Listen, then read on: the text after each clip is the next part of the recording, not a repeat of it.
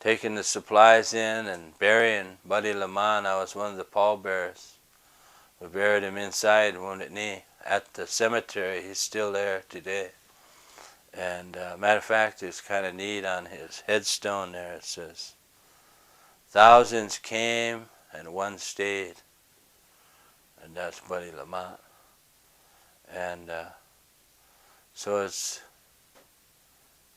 when we go there every year for commemoration, I think of Buddy. He was kind of a good friend of mine. And at least I got to see him buried inside there. And then eventually, a few days later actually, probably within a week, we came out of Wounded Knee after 71 days and turned it back over to the government. I was one of the last two people out of Wounded Knee. I came out with Crow Dog, Carter Camp, and another person. I can't remember who the other person is. But four of us were the last four. After all the women and children, then we came out. Then they rested us inside of Pine Ridge. Those thoughts of having these weapons and not giving them up was a very important part of the negotiations. And part of the idea was that we were to give up our weapons and put them in the two teepees by the sweat lodge. So one of the things we did leading up to the turning over of Wounded Knee to the government forces, we got a bunch of curtain rods from the windows around in Wounded Knee in the houses.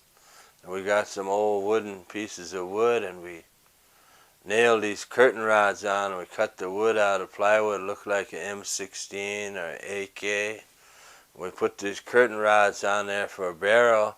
We paint the whole things black or some kind of little bit orange like AK-47.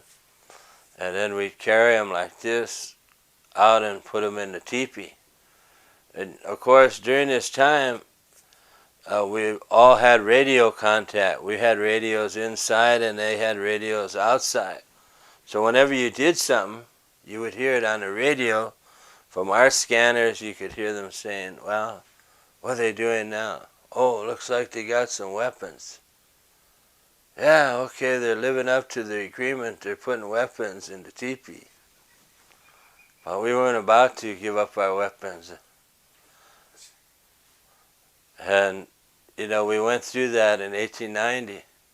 And so that was one of the contentions where nobody argued.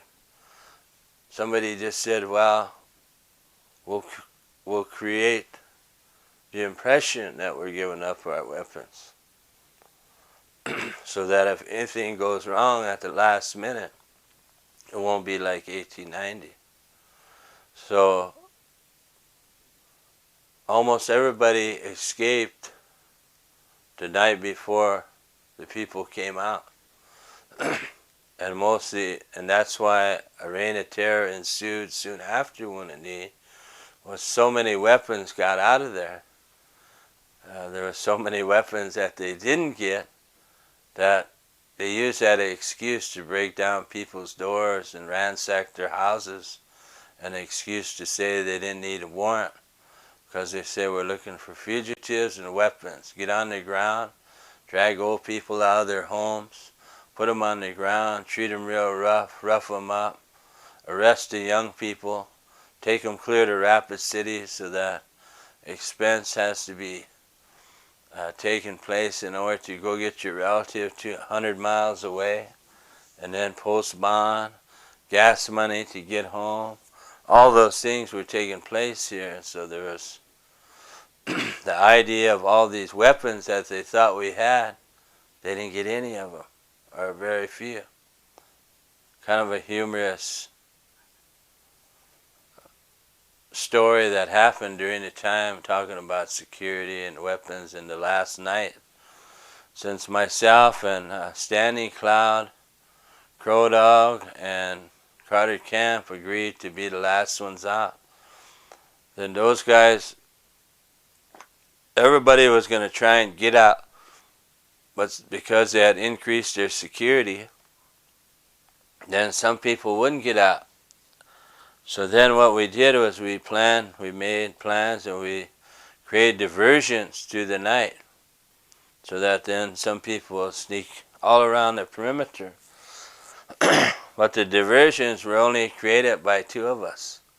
And all this time they thought there was a large force still inside Wounded Knee, and there was actually, at one time, only 4 of us left.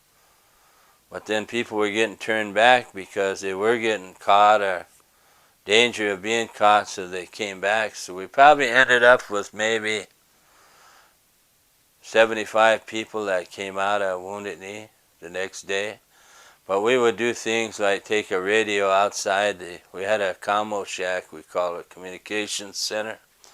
And we'd take a radio outside and say, okay, bunker so-and-so reporting in.